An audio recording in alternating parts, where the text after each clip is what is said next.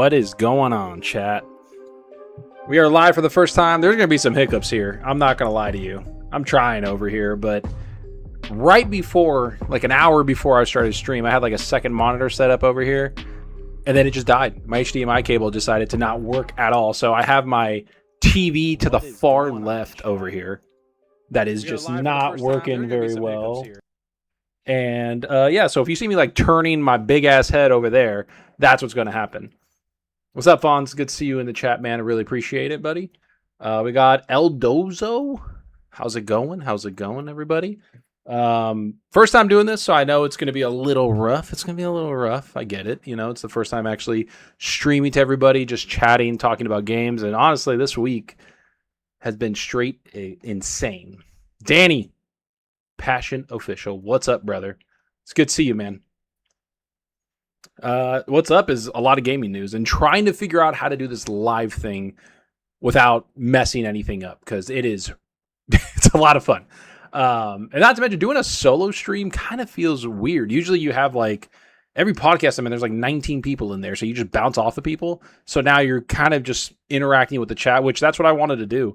I felt like every time we're in a podcast or anything like that, it's like you're just interacting with each other and not really interacting with the people that are on, you know, the live chat. And sure, you go back and forth and there's super chats, but I really wanted to make this like a conversation between us, like the community and stuff like that. So I really appreciate everybody jumping in here and getting involved in this, because yeah, there's a lot going on in the gaming industry right now, and we're gonna let people trickle in, hopefully, and you know, get some conversations going as I get more messages from people and friends on Discord. Greatness. Eldozo in the chat says, keen to get your opinion with PlayStation being the bigger platform and not having physical discs going forward. Do you think that the third parties just go all digital going forward? You know, we're going to be discussing that a lot, actually, because there's, for the first time, I feel like in forever, there's so much going on, like in the games industry, especially when it comes to PlayStation. It's for the first time, like they're jumping on a grenade that you've never seen before. Usually they let Xbox just murk themselves for a little while, and they just let Xbox do what they need to do by like, oh, they're having layoffs, oh, they're having all this bad news, we're not going to say anything. And then PlayStation comes in and is like, nah, actually, we're just not going to do physical discs anymore. And people are like, whoa, what's going on? And that, I think, is funny. I think that it's funny that PlayStation's, I don't know, kind of being the first ones to do this. It feels like an Xbox One moment where they were like, we're going to be doing DRM and all that stuff. It feels like the first time that's ever happened, where PlayStation is the first one to do one of these horrible things that gamers just absolutely despise. And just so you know, I'm going to be drinking this because, man, oh man, it's been a rough one. Newborn and everything. You got to stay awake, man. And as for the third parties, that's a good question too, actually. El Dual Zone. That's actually a really good question. Because I don't... Chad, how would they like handle that? Like, how would somebody like an EA or somebody, even like anyone else, Ubisoft, how would you handle that if a lot of your sales come from physical hardware? You know what I mean? How does that even coincide with that? And do you make physical for Xbox, which, if we heard anything about from Jez or anything like that, they're looking at the Helix to be all digital too. So we'll see where that goes. It's a good question, because you have to think about your partnership, right? Because if you have a partnership with Ubisoft or EA, you need to make sure that you're getting the sales that they want. And if they depend on physical sales, then you're having kind of a hard issue there. It's a hard line to go through. And for the first time, I feel, at least, a lot of people within the industry are actually kind of going at PlayStation a little bit. I have a couple things about this, like some articles about it. So I'm going to go through those and talk about like why PlayStation is going through this, because it does feel like for the first time that PlayStation is just doing the dumbest thing, which is going all discs. And I have a couple articles I want to get through. I'm pulling them up so we have them ready. I'm pulling up some of what other people have said, right? Like on social media, there's a lot of gamers out there actually going across it. Fonz is in here. What up, homie? Fonz is the homie, man. If anybody, you guys need to hit up Fonz and hang out with him. He's good people. He does good live streams. He's gonna do solo streams. Let me see. Man, Sony does kill physical games. Look at that. That's rough. Congrats on the newborn. My younger and only boy turned 1 year old. Dude, happy birthday to the little one, Danny. Bro, it's the best thing in the world having a child. I know it's weird and it's not gaming, but it is honestly, I'm the most tired, yet the most awake I've ever been in my life. If that makes even any sense. Like, you are utterly exhausted, but like you're like locked the fuck in the whole time. Because this little meatball just depends on you, completely depends on you. So you're just locked in. And so it's the weirdest thing. And then not to mention, like, you wake up for the smallest little noise now, man. Something will happen and you'll get up and just like go check on the kid. Like, that's what I do every time, bro. And thank you for the 5, brother. And I'm going to, just so chat knows, I'm going to try to get some like things going on. So if you guys super chat, it comes up on the screen. This is just like honestly a test to see if my internet and all of my PC and all that can handle this. And I already had the monitor issue. So now I'm doing this with one monitor and then I have another big TV over here. So we're going to see where that goes. But happy birthday to your younger boy, man. How are you? Are you exhausted, Danny? Because that's how I feel, man. Dude, constantly just needing sleep. And not getting it because they always need to eat. They're like little garbage disposals of milk. It's insane. Duazo's putting some good stuff in the chat, man. Honestly, I'm not gonna lie, you're killing it. The blog mentioned that all new games on PlayStation are digital. Did that mean third-party games or just first-party? I think the hard thing to understand with that, Duazo, that's, you know what? I kind of want to just go into like an article about this because I feel like there are some pretty good articles regarding this. And tell me if this works, chat. I'm going to check the screen. Tell me if that works. Do you guys see that?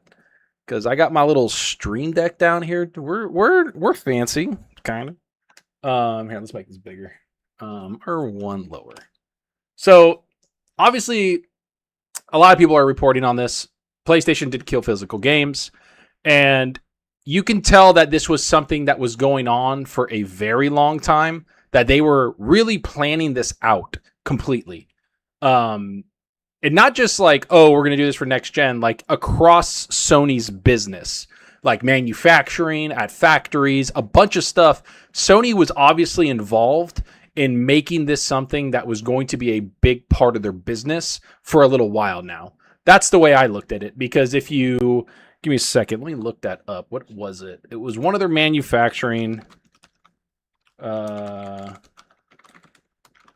of their manufacturing plants like that they have, they just stopped doing here, this was on The Verge. Continue.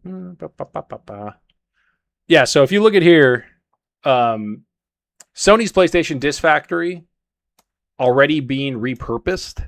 This was something that completely you could tell this was started so long ago. Like, this was a strategy that they knew they were going to do.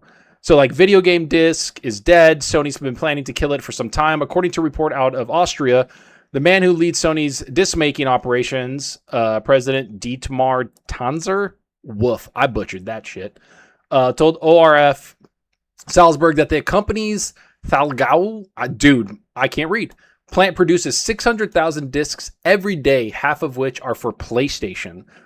That's huge, right? Because they distributed that across all of the distributing centers in probably Europe and probably some other countries, and that's what they do. But since it's only been making 10% of that volume in 2028, it's planning to retrain all 300 employees to work on optical micro lenses instead, which, if everybody knows, is for AI. That's just what it is. They hope Jaffa 22. What's up, man? Kids today will never know about the Dealer podcast with you, Dealer brother. They don't, and they never will. Makes me sad. Honestly, man, that's Dealer's one of like a lifelong friend, and he just decided to focus on other things. And respect him for it. You do what you got to do, brother. That's your job. That's your life. That's what you want to do.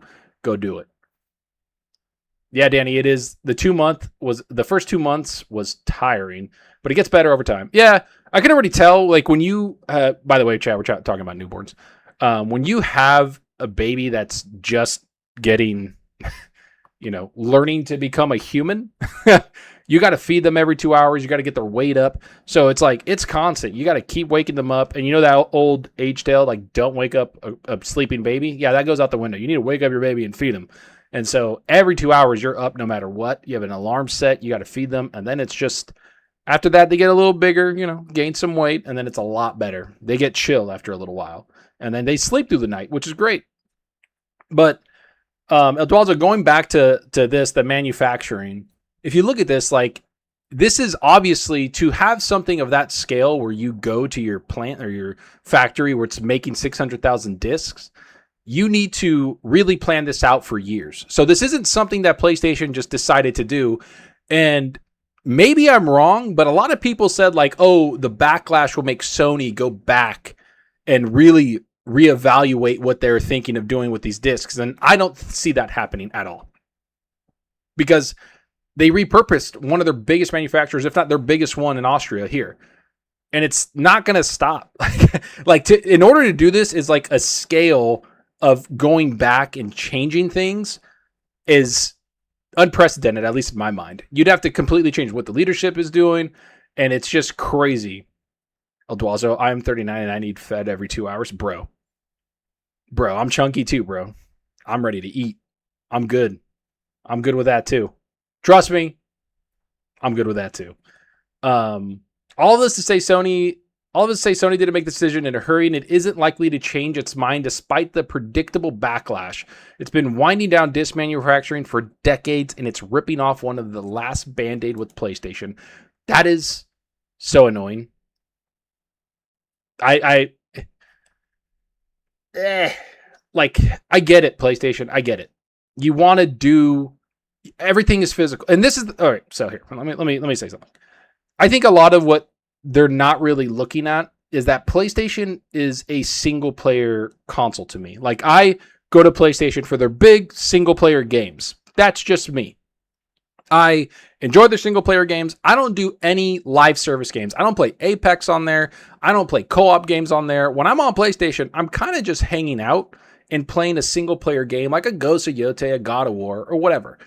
I do think that a lot of the single player games have a much bigger physical disc market than obviously a live service game does or a Call of Duty, because people are just going to want that game constantly going up and they're going to play it. Single player games, you can play it and then maybe return it, things like that. PlayStation makes a lot of single player games.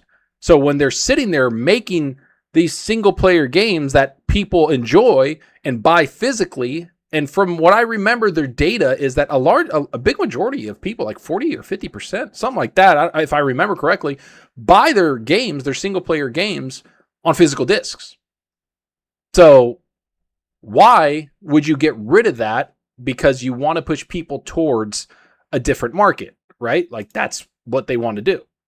And so when you see something like this, where they are killing those physical games, it's hard to understand the strategy, especially when it comes to themselves. Because if you have single player games that people want to buy on a physical disc and then you can give to your friend, which I've done before. What's up, Lupe? How's it going, man? Thanks for joining. Really appreciate it. Dualzo, based on that, I appreciate the current outrage, but does it make sense for Helix to have a drive if it can potentially reduce a cost without it? Would be good if they can get the disc to digital plan. Yeah, see, that's... Now, you're killing it in the chat. I ain't gonna lie, Dualzo. You're fucking murking it. We know that Xbox, like, straight up, right? Like, we know that Xbox is looking to become more digital. I mean, that's just... They've removed the disc from the console here and there, but the one thing I'm going to hold out hope for when it comes to Xbox is that they're very chill. Like, they're almost...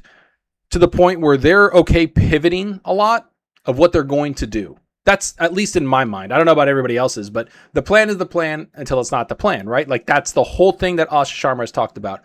So if they're already going down this, like, they're like 7 miles down a 10-mile road of what the Helix is going to be, then why not change it? why not be like, you know what? Seeing the backlash and everything like that, we can maybe gain some people's trust, right? They can gain some people's trust when it comes to gamers. And really, because Sony fans are going here, like, I got this one. Like, look at this tweet, dude. Like, everybody, look at this tweet. This is not a great tweet for Sony to see from one of their Noticias PlayStation. It says, I won't buy the PlayStation 6. Until a few weeks ago, I still had doubts, but today they gave me a compelling reason to step aside. I'll keep covering PlayStation because I still enjoy and admire the games from its studios, but my time as a consumer of the brand ends here. They were 15 wonderful years, but I'm not willing to have my rights as a consumer trampled. That's a freaking PlayStation fan, man. That's fucking insane. For somebody to be that angry about it, like, that's not a joke. Like, that's not something that PlayStation should honestly take lightly. At least in my mind, right? Like look at that. That's and it has 37,000 likes. I didn't even like it. You know what? There you go, bro. You get a like for that. Like, this isn't something that's going to go away in my mind, right? Like, it's not going to go away. This is something that's going to stick with PlayStation because they were the first ones to do it. And so I think a lot of PlayStation fans, deservedly so, are going to give them a lot of backlash. And there's other ones too. I have a few, I think, but let's go down some of this. Let's go down some of these articles too, because there is a lot of blog posts and all that. And like, this is like what they say. Sony explained its reasoning behind all this. This is a natural direction for Sony Interactive Entertainment to adapt to consumer trends as the general preference for digital media significantly outpaces physical discs. This transition will enable us to align more closely with how most of our community prefers to access and play games today. Yeah, okay, but I don't buy that, to be honest. I just don't buy that. Alduazo, they did make a lot of single-player games, and now their reduction in single-player output makes more sense. Hey, you know what? That's actually true. What was oh my God, give me a second. We'll do it again. The live service, like, jump that they said they were going to do. Sony was like, we're going to keep going. Future PlayStation hardware. I had an article ready to go. Sorry. Boo, boo, boo. Oh, here we go. I found it, Chad. We're killing it. It's this one. What up, Fonzie Wanzie? What up, brother? PlayStation wants to revitalize the market with new live service games. It's what they're doing, right? If you look at everything like I just mentioned, like the single player games that they had, I've always said that PlayStation to me is a single player place where I go and play games by myself. I don't jump on party chats. I just play their single player games and then I move on. I don't really play live service. And so a lot of their games, I have some physical PlayStation games that me and my friends have kind of switched off and borrowed with each other. And that's a good thing because a lot of my buddies who I love, like when I was in a financial crisis, like back in 2018, and it was like, I wasn't a crisis. It was more like I just didn't have a lot of money for every game. My buddy had God of War, the first one, 2018. He bought the collector's edition, got the disc with it, was cool. And then he's like, oh, here, I beat it, play it. It was awesome. Now you're not able to do that anymore. And it's starting to make sense. Eduardo said it perfectly here. Like, this is why their single player output has kind of gone down. It's making more sense that PlayStation believes live service attracts users on a global level because they want to distribute this to a global level. In a recent interview with Famitsu, Hideki Nishino, I don't even know if I said that right, the president of Sony Interactive Entertainment, shared insights about PlayStation's strategy for live service titles. Nishino emphasized that Sony believes live service games have the potential to reach players on a global scale. The company aims to revitalize the market through both first-party and third-party content. It's kind of funny that you want live service games now when you're about to kill physical because you know live service games honestly just live physically. Does anybody have a live service game that they bought physically outside of Destiny and things like that were from last gen? Because I don't know any other live service game that has come out lately or recently that has a physical release. And it's, in terms of live service content, PlayStation is not only focusing on marketing its upcoming titles, but also considering how to enhance existing games in both the medium and long term. Nishido emphasizes that it is crucial to continuously provide new content for live service games, as this genre is still relatively new to many developers. No, it's new to your developers, bro.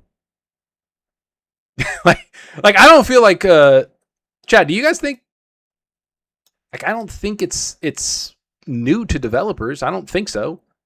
A lot of developers have it. Like maybe it's new to your developers because you guys, if we remember, they bought Bungie for $3.6 billion, by the way. And the reason why they wanted to do that is because they wanted more live service games to kind of be the backbone of what they're trying to do here, right? Jason Schreier had an awesome video about this on YouTube. He talked about how live service games really fund and bring money continuously into publishers so they can fund other things. And that's why live service games are so sought after, because people really enjoy that stuff. And so when he talks about that, you have to understand that PlayStation, the only live service game they really have is Helldivers 2.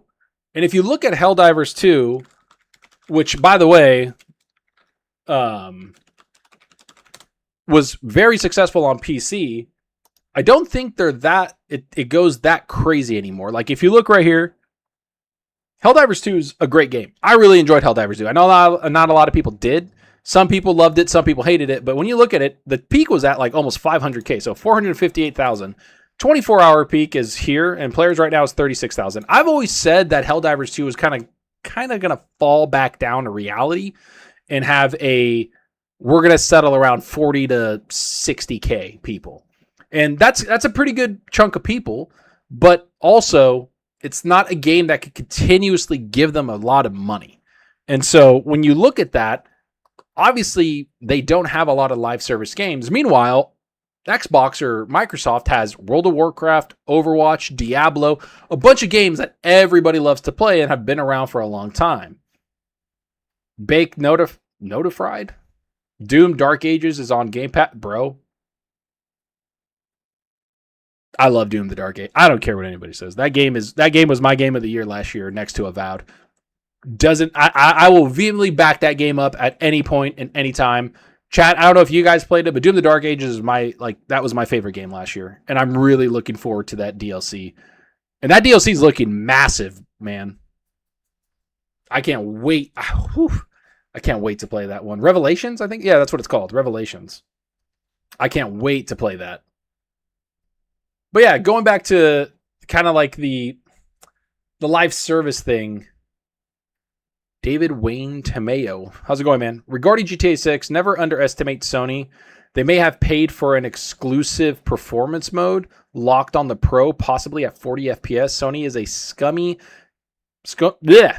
Sony is as scummy as they want to be. Yeah. Fawn's Doom the Dark Ages was the worst of the series, bro. Oh. Don't make me. What up, DPT? Basement, how's it going, man? So let's before we start talking about Doom and GTA, I really appreciate David. Thanks for joining us, man. That's a good question. I'm actually going to talk about GTA in a little bit. That's why it's on the thumbnail. But I wanted to go over kind of like the biggest news, which is Xbox or PlayStation killing physical games. So when you look at these live service things, it makes sense why they want to go down that route, because all they had was this one, right? Was Helldivers 2. And it's a fine game, but it's not something that's going to keep generating money for you consistently unless they bring out way more content constantly. So when you look at PlayStation, them wanting more live service games obviously goes away from like the disc aspect of things, the physical disc aspect, and the single player games just fall away. And again, their reasoning is because it's natural that a lot of people go there, and I just don't buy it. A lot of your games are like this, like physical. They're Spider-Man, they're God of Wars. People buy collector's editions and physical editions of PlayStation games because that's what they do. And if you look online, like a lot of the community, like on social media and everything, they post a lot of their like physical discs and their collections, and it's actually really cool. I don't know, I like it a lot.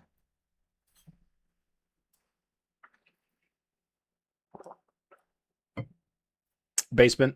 As games get larger, can we really expect physical games to stay around as tech advances?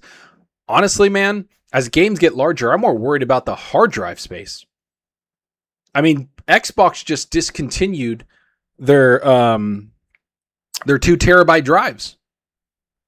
right? So if you're worried about large games and everything as they get larger and larger, I'm worried about the money it's going to cost for those games to go on your hard drive. Because if Xbox got rid of the 2 terabyte drive, think about that, man. That's crazy. Because now you're stuck with the 1 terabyte or whatever, and Call of Duty is like 300 terabytes by itself. That's actually worries me more than the discs. Because the discs, you could put a lot on there, man. Like, you could fit a lot of stuff on the disc, and the discs are going to go up and up in technology, but now that it's going away, that technology is not going to be there. And so I'm more worried about how much hard drive space we're going to need, especially with the hard drive price. Bro, I'm about to show you, like, what is this? I looked up a hard drive. I forgot it was on Amazon. My buddy had it. We do it because we have like servers, we mess around with stuff, and we have like these terabyte servers. And a drive about 2 years ago, a hard drive that was about, I think it was 22 terabytes, was like $300, $200. It's $1,000 now for just that. So I'd be really worried about just going digital, especially with that. We going back to memory cards. Basement, what do you say? I'd rather die to a sneeze again than play that bullet hell Doom. Bro. All right, dude. Chill out. All right? Chill out. If Chad doesn't understand what he's talking about, I know exactly what he's talking about. He's talking about this. Give me a second. I'm going to look it up on YouTube.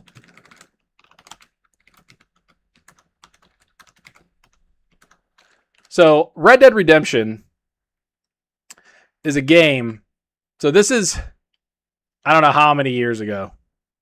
I literally don't know. Here, I'm going to go back here. So this is my review for Red Dead Redemption. What's up, Legion GG? So my review for Red Dead Redemption, if you look down here, look at Gaz's video. What a nice guy. I love Gaz. That's my boy. So I put this video out 7 years ago, and it still gets views today. And I said, Red Dead Redemption review, most overrated game this generation. I've been getting flack about this for years about Red Dead Redemption. Man, look at my old footage. Oof. Look at this. Look at me. Jeez. Rough. So, Red Dead Redemption is a game that I enjoyed, but it wasn't my favorite. I'm just going to put it out there. Hard Dust, what's up, man? What's your take on VR? We'll see. I'll talk about VR in a minute. I feel like VR is just not around anymore. But anyways, he said, I'd rather die to a sneeze again. Basically saying he's played Red Dead Redemption 2 instead of Doom again. Doom is far better than Red Dead Redemption 2. I am so sorry. Every single Doom, 2016, Eternal, Doom the Dark Ages. Those games are fucking banger, bro. You're tripping if you think it's better. I know Red Dead Redemption is like one of the most highly rated games ever. I enjoyed it. I know what it is. And GTA 6 is probably going to be one of the highest rated games ever again, but I didn't like that my character died to a sneeze and then like he just kept following Dutch, who always had a plan apparently. Also, wouldn't digital be the only way to maintain forward compatibility? No, because you could put a Xbox. You can literally put, like, that's the whole point of backwards compatibility. You could put an Xbox into an Xbox CD, Xbox like back in the day Xbox One back in the day, into your current Series X and play the games. Same with the 360 CD. You can put it in there and play the current games. They just need to emulate it, right? Like, I think that's all they do.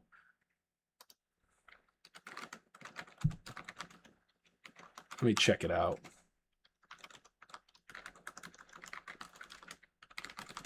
Type this out, man. You're making me think. Yeah, so it works through via backwards compatibility. Enter the disc into the Series X, which acts as an authentication key. The console verifies the license, downloads digitally. Emulation version, yeah, it's emulated. And then it goes from the Xbox servers, requires physical disc to remain on the disc to play it. Same thing, same concept. Same concept. See? So if you have discs, like, that doesn't mean that it could get rid of forward and backwards compatibility, right? That's why people want that thing, because they want to physically own it. And you can do anything you want once you own something physically. Like, you can make it into a digital version or whatever. You own that license of that property there, right? That disc. So if you have something that is a disc form, you could put it on digitally and put it to your computer, put it wherever. As long as you don't redistribute it for money, you're fine. That's the whole point of that. But when you own just the digital, you're kind of at the behest of what they want to do. So if your license gets taken away, if you remember, the funny thing is, what was it? Let me see. This. So this would happen June 29, 2016. So this was a few days ago, everybody. PlayStation erased digital content from libraries, reminding us that we don't own what we buy. It is wild that PlayStation decided we're going to get rid of all these other, disc and physical forms of media to kind of push what we want to do to our stores. So when you look at this, Sony recently informed its PlayStation customers in the United Kingdom that they will no longer be able to watch previously purchased movies and shows from production and distribution company Studio Canal. As of September 1st, affected customers will no longer be able to stream 551 titles from the PlayStation Store. So even if you spent money on this, you're not going to own it. They took it away. But if you had the physical version of this, you could find a way to get it on your PC and own it digitally and then put it wherever you want, Plex or whatever you want. So that is a harsh reality, is that they do this and then bam, they could take it away. I can't believe they did that. Jeremy, what's up, man? Subzogger listening to the Quebec, Canada, where the Xbox Series S will be 1,000 August. Ugh. Sorry to hear, man. Those price hikes are insane. Hard Dust, what's up? I asked your thoughts on VR because Meta just recently gained access to Xbox Cloud Gaming as well as retro emulation, making it almost as good of a flat screen console as it is VR console. Oh, that's pretty cool. I did not know that. That is not something I've actually done a lot of research on, man, because I don't do a lot of VR, honestly. I don't even have a VR. I think I have one from like my brother-in-law. He had one. I messed around with it.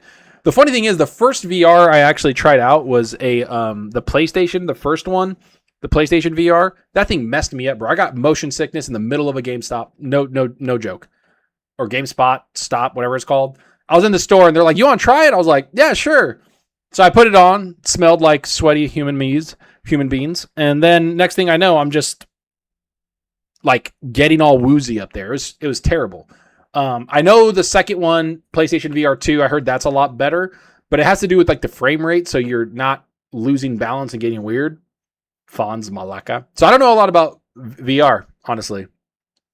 Also, got to go, fella. Looking forward to the conversation on the pod when I watch it on Sunday. Have a great stream. Loving the content. Thanks, man. I appreciate it, bro. Glad you're here. You put out some good questions, man. That was awesome. It's good interaction. So yeah, I kind of want to know what everybody else thinks about this, because for PlayStation to absolutely just take physical out, it feels like for the first time that PlayStation is actually having some backlash from its fans.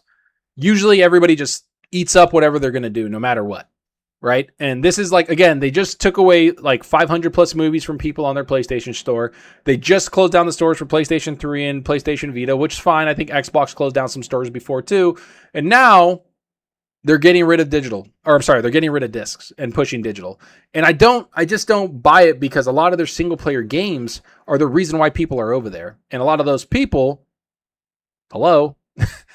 buy their games physical so they can go back and kind of, trade it in, do whatever they want. They just want to get rid of the trade-in market. That's all PlayStation wants to do. They don't want anything else on there. They want to control what you own, and they want to control how the store is going to price things to you. They don't want any third party. They don't want GameSpot. They don't want anything in there. So it kind of sucks, honestly. We're going to go back to memory cards, Fonz. Yeah, probably. And Jeremy, I know you brought up the Series X price hikes. Man, those things irritate me so much, honestly. The price hikes are... You know what? We're going to get into it now. We're going to get into a chat. Let me close some of these PlayStation things, because let's get this shit the fuck off my screen. We're going to talk about some Xbox stuff. So there's a lot going on with Xbox. People should have a choice. Yes, they should. GTA 5. People should have a choice. It should be a gamer's choice of how they want to consume the product. It shouldn't be just like, oh, it's your store with your... And by the way, they're testing like dynamic pricing. Does anybody remember that? Where like some games will be more expensive to other people for some reason because they buy more games. I got to look that up. PlayStation dynamic pricing.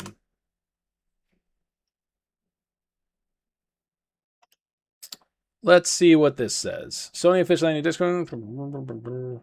Okay, so again, look at this. Everybody, look at this.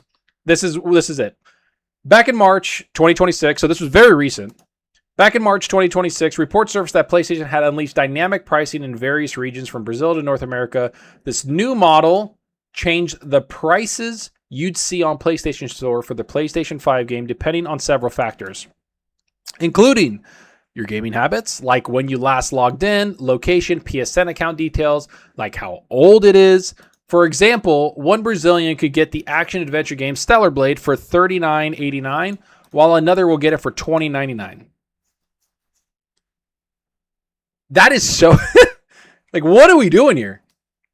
And that's the reason why they're doing that is because if somebody's not spending money on PlayStation, they want to make sure that they continue to spend money, right? Like, that's the whole point of this.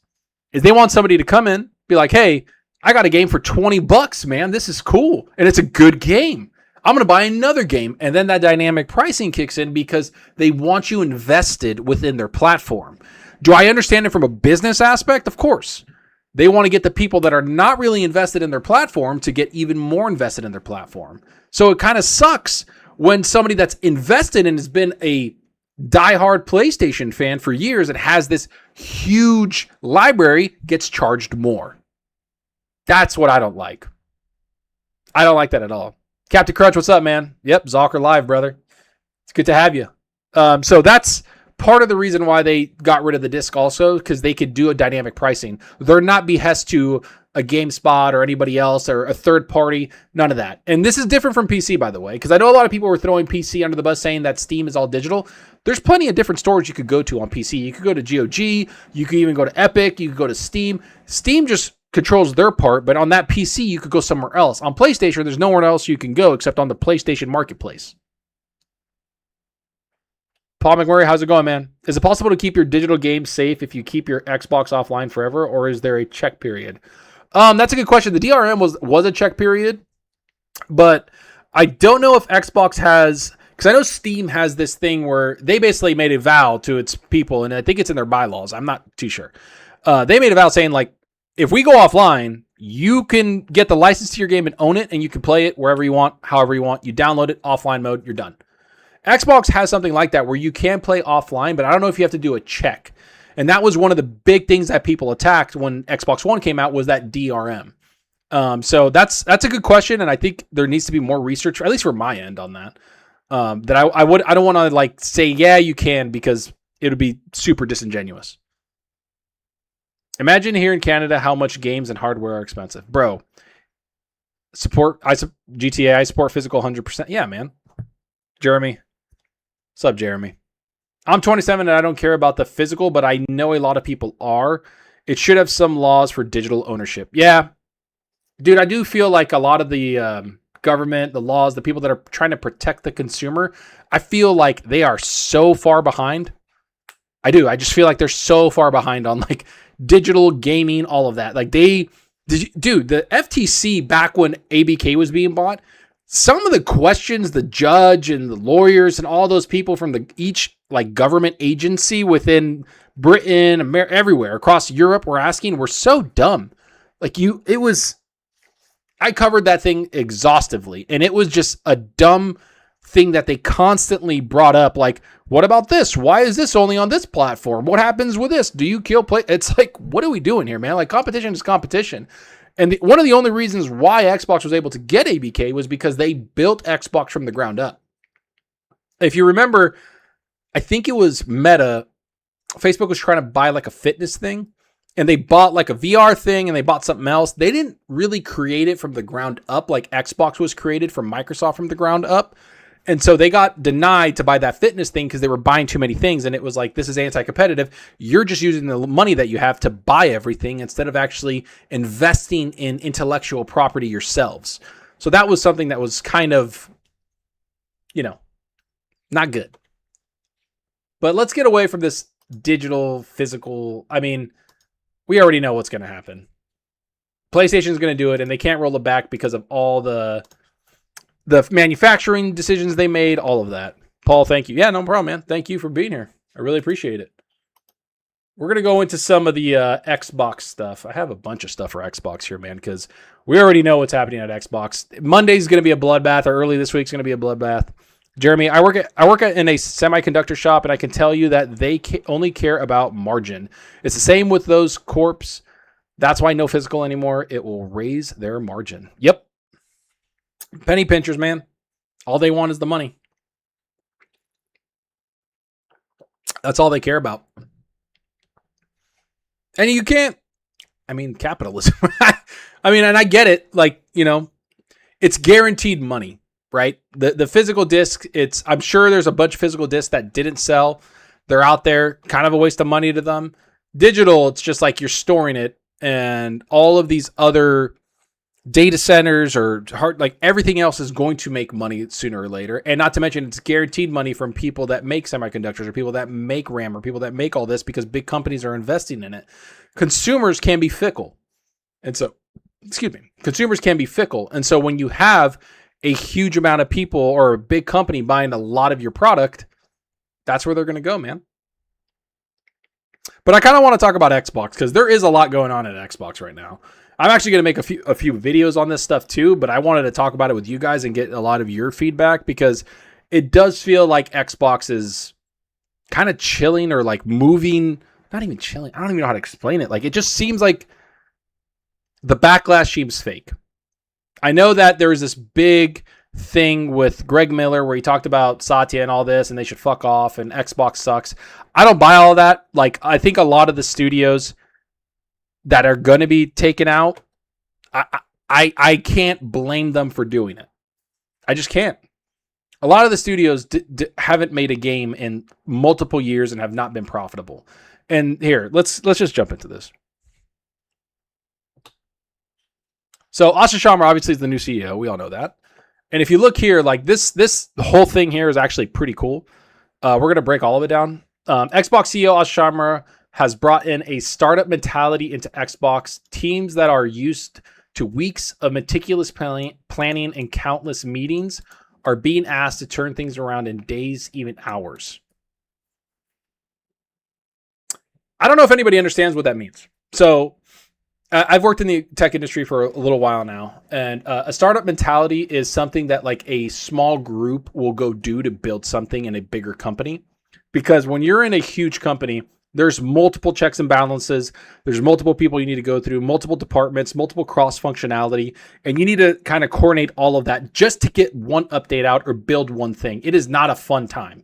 When you're in a startup, it's like the dude that controls this administration or the dude that controls anything over here is down the hall. You just go talk to them, or they're right next to you, and you say, hey, I'm trying to build this up. Can you approve this for me since you have the access? And that's it. Quick, easy, fast. That's it. Just moving quick. Legion, hot at Xbox last week in Norway. It was 900 USD. You can hardly find them here anymore. Well, they stopped manufacturing them for a while, man. I'm playing Indiana Jones. I hate the gameplay in that game. Did you play it? I played it and beat the shit out of it, Danny. I love that game. I thought the gameplay was great. I know. Hey. Paul, Xbox wants to save face, so they're watching Sony get bodied from the Shadow Realm. Dude, it's the first time I've ever seen like Sony do something stupid, and Xbox is like, ooh, like we're not gonna say shit. Even though people are putting rumors out there that Xbox is gonna go digital also, right? There's some rumors out there about that, man, with the Helix. But here, from the small, like, to get back into this, to get into like what they want to do is meticulous planning and countless like meetings, is that they want to make things quicker, right? And that's something that I've heard before. I've seen, I think Luke Stevens, a couple other people that are in social media, people that are content creators that know people at Xbox have said that she has really trimmed the fat of how long it takes to do something. And that, I think, is a good thing in the industry, because it does take a long time. To do anything, and games take forever to come out. If you remember, Microsoft doesn't have crunch anymore, so that's gone. Even though most studios around the industry have crunch, so they can really push a game out at the end. They don't have that. So let's continue with this. The price rise announcement last week was hastily thrown together after Apple announced its price increase earlier in the day. It's reactive and gets the business moving, but it's also messy and chaotic, and not all the leadership is behind every call. Yeah, because she's moving quickly. Microsoft doesn't like fast, right? They're a huge company. They want a lot of people involved. So they don't want that. They just don't. And that's fine. I mean, I think it's a little bit of a shock. It's like a juxtaposition of what it was before. So you look at now, Asha's moving quickly. She's making decisions quickly. She's like, let's just get this done. Moving forward. And a lot of the people at Microsoft are like, whoa, let's slow down. And it's like, no, man, we were slowing down for so long. Like, you can't continuously just sit there and stagnate. Jeremy, I'm listening to a lot of French podcasts like Julian Cheese. I don't even know who that is, bud. They are so full of shit, bashing Xbox every time, only care about exclusives, but don't talk about feature that Xbox have like Play Anywhere. Bro, Play Anywhere is the number one feature I think Xbox has against all platforms. Straight up. I mean, Steam has it too technically when you think about it. If the Steam machine, which woof, the $1,000 without a controller, $1,050 without a controller is wild.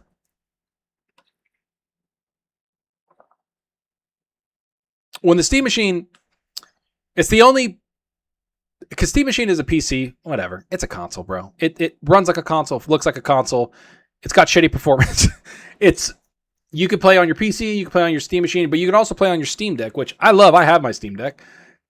The Play Anywhere with Xbox is if they fix, like, here, I want to get this up. Oh, it freaking went to my TV. No. Here. If you get this up, like Game Pass, these are all the games I have installed over here. If you look at this, like, they don't have, like, here. Just bear with me for a second. They don't have, like, Lego Batman. They have Arkham. That just became Play Anywhere. I don't know if anybody remember that. But they don't have any Lego Batman here. I don't understand why. Like, if they had games on this platform, because I like achievements, I like Xbox, I like the Xbox platform, that's just what I do. I also have, I have Steam and stuff. I love Steam too. But if they had the games that actually came out and went on their platform, it'd be a much better platform. And I truly believe people, I would buy the Series X I have over here, PC Play Anywhere. I bought 007. It's right here. I bought 007 right there on their platform. I minimized it like an idiot. Because, why? Because I want the Play Anywhere. The Play Anywhere is one of the best features that Xbox created, and they need to lean into that way more, man. That's what I think. At least in my mind.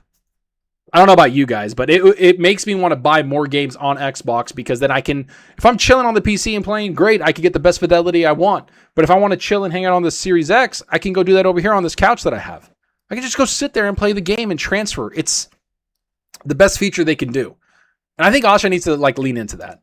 But as for moving quickly, like this is what's happening, right? Like Microsoft isn't enjoying Asha moving very quickly. And I think it's going to be, she's going to run into a lot of people. There's going to be a lot of power struggles at Xbox with her. I'm telling you guys this right now. DPD to basement. I think Xbox will go digital for two reasons. One, Play Anywhere. Hell yeah, I'm down. One, Play Anywhere. Two, I believe Sony controls Blu-ray manufacturing. I could be wrong on that. I think you're right, actually. Who controls Blu-ray? The Blu-ray technology developed, licensed, and governed by the Blu-ray Disc Association, including major companies include Sony Corporation, Panasonic, and LG Electronics. You're right. Sony does control it. Those little fuckers, dude. Did you look at that? Got their little grubby hands everywhere, man. But as for Asha, oh, you guys just flooded it, boys. Loving it. Let's see. And don't listen, by the way, Jeremy, I kind of ignored the guy talking shit about Xbox, like that French dude, I guess, French podcast. Dude, who gives a shit? Like, listen, there should be criticisms everywhere. People should criticize what they want to criticize, right? Like, you should get angry at stuff that you want. You can criticize Xbox for some of the decisions they made. That's totally fine. Like, everything that's happening right now, the price hikes, yeah, you can criticize it, but like just constantly talking shit. Listen, I'm gonna put something up right now. It's gonna get fucking messy. We're gonna get messy here. Where is this thing? I'm just going to my tweets, and I don't know where I put it. So this thing, I put this up here. I don't know who this guy is. I don't really care. All I know is that he was just shitting on Xbox because of PlayStation killing physical games. And all I could think of is, you're sitting there with, by the way, PlayStation Pulse headphones. Like, what the fuck are we doing here? He's sitting there with PlayStation Pulse headphones talking shit about Xbox for Sony killing physical games. What are we doing? Pretty soon Concord is going to be Xbox's fault too. I don't understand this. Like, why are you fucking talking? Why? Why not criticize, the people that actually killed it, like PlayStation, instead of saying Xbox did it? Bobby Sign, what's up, buddy? Yeah, man, we're doing great. BQnity? What's up, man? Daniel Peterson, I agree. Xbox definitely needs to lean into playing it. Dude, they really do, Daniel. 100%. Danny Perry, I like 007 a lot better than Indy. Bro, 007 is way better than I thought it was going to be. I'm not even fronting. It's a way better game than I thought. I didn't think I was going to like 007. Hot take, everybody. Like, I truly did not think I was going to like 007 as much as I did.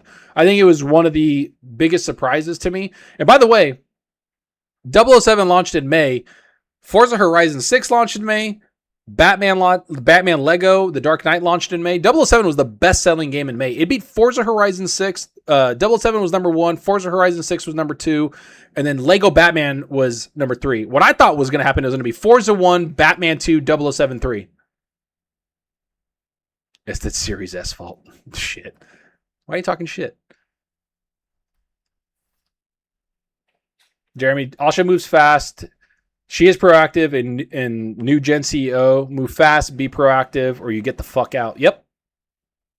You're not wrong, bro. You're not wrong.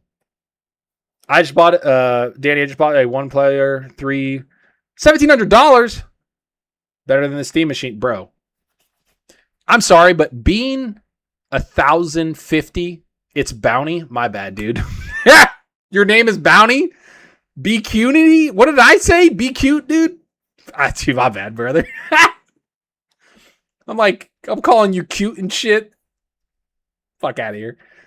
It's good to have you, bro. Paul, what's up, bud?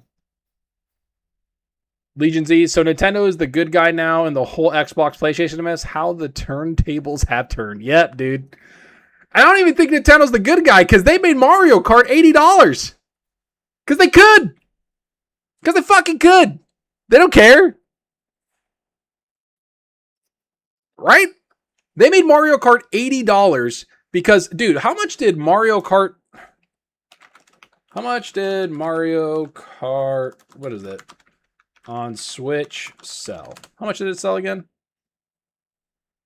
Fuck. Chat.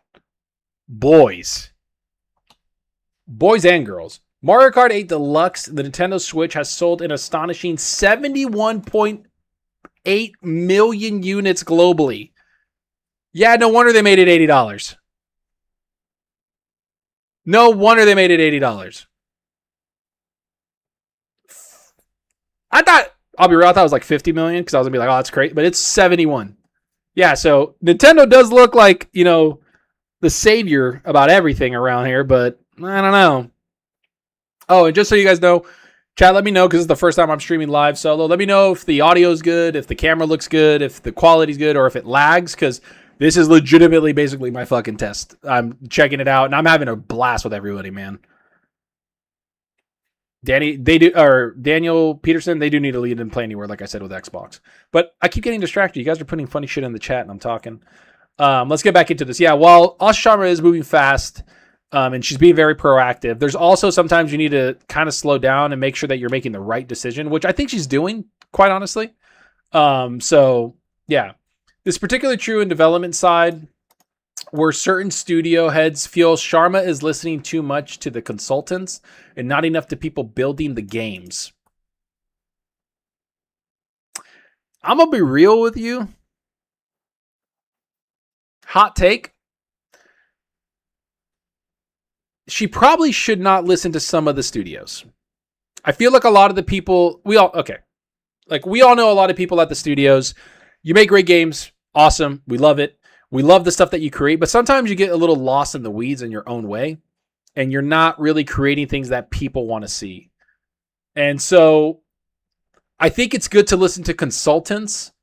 And, it kind of coincides with this. She's listening to Twitter. All right, we're going to break this all down. Danny with the 5. I appreciate it, bro. Hey, bro, when I start getting like this thing all cooked up, the chat, I want like live chats to go up, kind of voiceover. I want the chat on the screen. This is just a test. I was making sure that everything ran well and that my internet can handle it, that my PC didn't blow up in my fucking face. My monitor already broke, so we're having a little technical difficulties. Danny Passion, on 007, when stealth breaks, the gameplay doesn't break like on Indy. Indy can't climb a ladder with a gun. A classic gunslinger can't use a gun. Dude, I was waiting for that moment where you like switch around. Remember the guy with the sword in, I forgot, the Raiders of the Lost Ark or something, and then he just shoots him? I was waiting for that. You could shoot some people, and that's cool. Bounty with the 10 gifted sub, brother. Thank you so much. Bounty, you're the man, bro. Oh, I'm sorry. Be cutie. My bad, dude. Be cute. I'm sorry, bro. I'm going to call you cute because I'm a piece of shit like that. Fucked up your name so bad, and then you gift me subs, bro. I appreciate it, man. Thank you guys so much for the support. Danny, thanks for the 5, brother. I appreciate it, man. Yeah, isn't it 007, though, when you break out of stealth, you get a license to kill? I actually like that mechanic where it's like you kind of got to knock them out. You got to be cool about it. And then it's license to kill. And so 007 is a very well-made game. I think people need to check that shit out, man. Look at Danny with the green. I need to get those little graphics too, by the way. Sorry, I'm tangenting, motherfuckers. I need to get some of those graphics when people become members, have like a little graphic there. I had some built before, and then my hard drive died and I lost them. So I need to talk to Sean Labrie, the homie. I think he might have helped me make those. I need to hit him up, see if he still got them. Sean Labrie's awesome, bro, by the way, if anybody doesn't know him on Twitter. Super cool guy, big Xbox fan, super nice guy. All right, so back to this. Yeah, thanks for the memberships, man. Everybody in the chat saying thank you, brother. Thank you, Bounty. So here, this highlighted part. We already know that Asha Sharma has talked to people like Sean Layden. She's talked to people across the industry to understand, because if you remember, Asha Sharma in the beginning, man, they try to make her out to be a gamer when she wasn't. And that's something that she did not like. Jason Schreier talked about this, actually. And so if Jason Schreier is talking about it, it's fucking true. The number one thing that happened was they try to show her like gamer score, how she plays this, and that she's a gamer, because Microsoft doesn't know how to learn creatively. And so what they thought was like, oh, people liked Phil Spencer, we're going to do the same thing and try to make her look like a gamer. She's not a gamer. It's totally fine.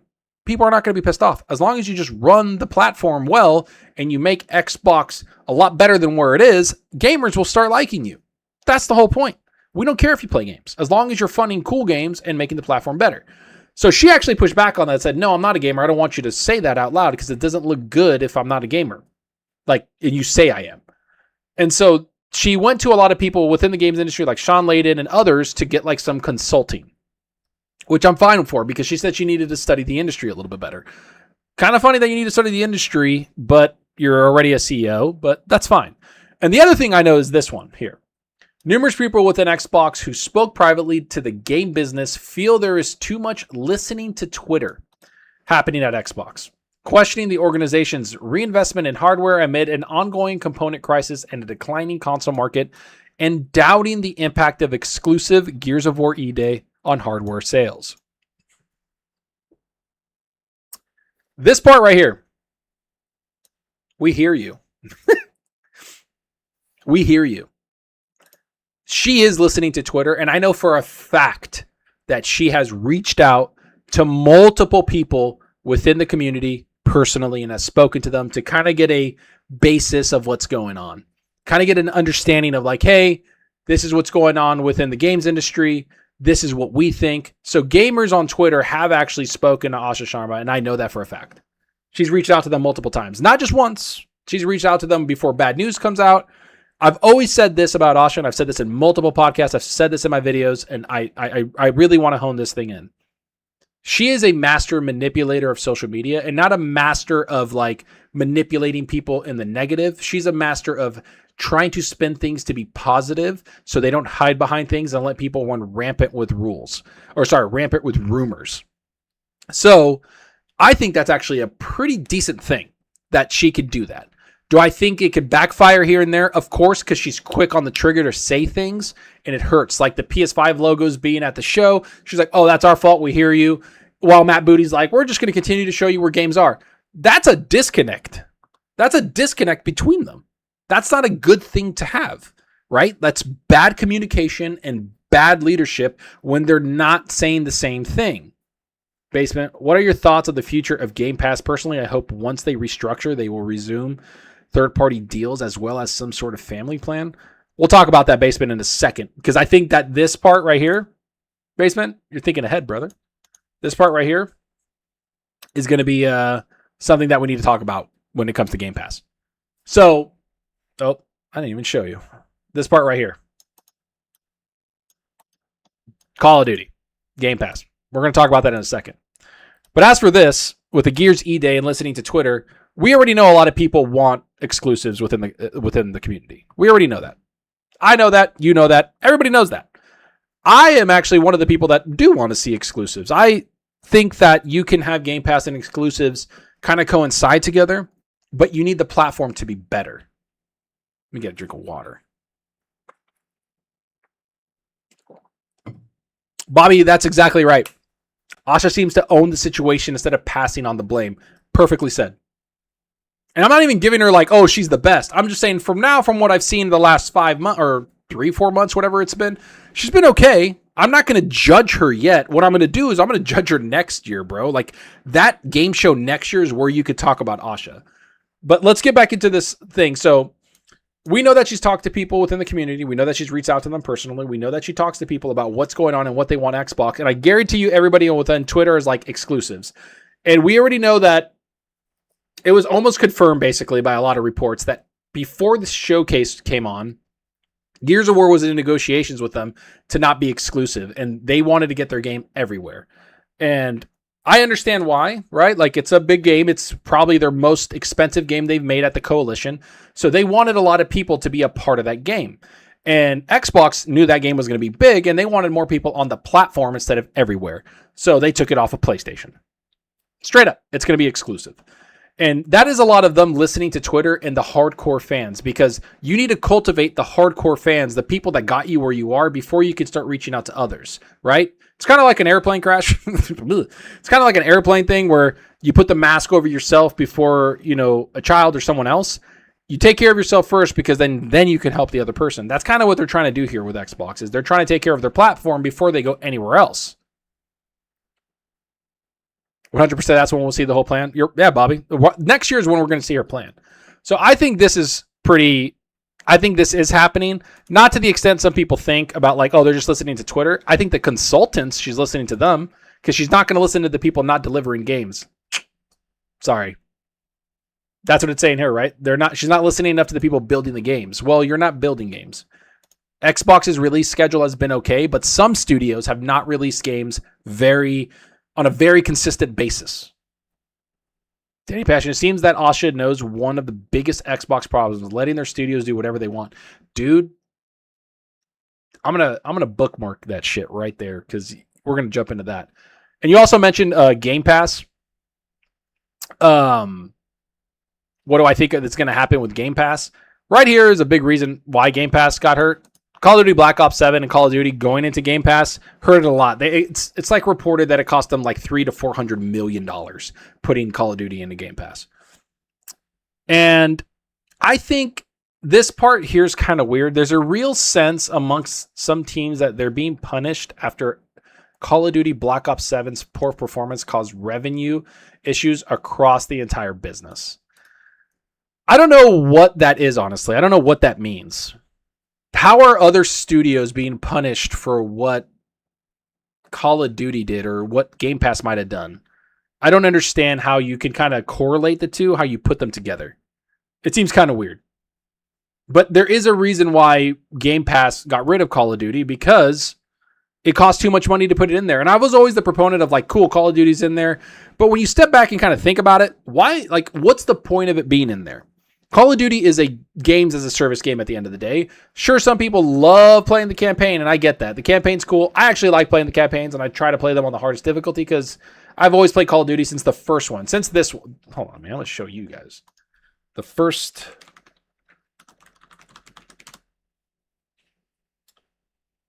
Since this one.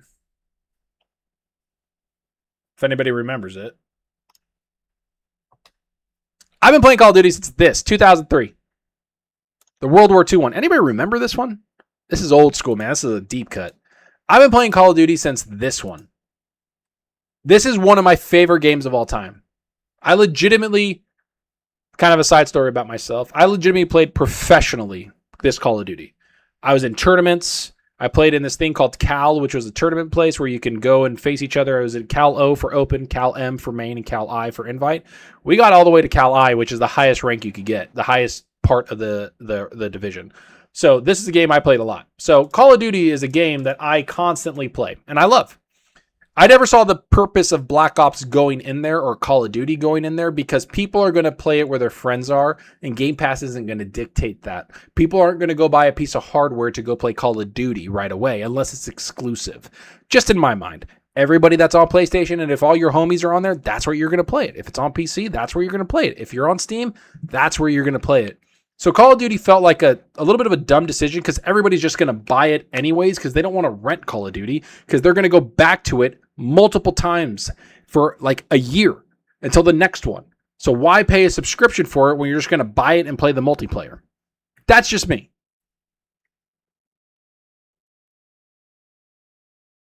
Jeremy, I think Asha is not a yes man. I will not be shocked if she take the place of Satya Nadella. Bro, I don't know about that, but I don't even want to talk about Satya. That guy irritates me so much. I don't give a shit. Fix Windows. Fucking irritates me. Fix Windows. Like, just Windows. Windows, your biggest fucking thing is so fucked. The people that he's put in there has fucked Windows up. People are reverting back to, like, Windows 10. They're reverting back to drivers. They're going back because of how messed up it is. Linux has jumped up in usage because of it. Some of it's part of Steam. But also, it's because you're fucking up. Fuck that guy. Whatever. Moving on. Moving on from that shit. Fuck that. And I don't know if she'll take over, like, getting him. But I don't think she'll be CEO of Microsoft. Unless if she turns around Xbox legitimately, like, she can write a blank check wherever she wants to know. That's just me. If she turns around Xbox, because Xbox needs a huge, like, crazy leadership change, which they got. If she could turn it around and be profitable, that'd be crazy. What's up, Music 72? Good to see you, man.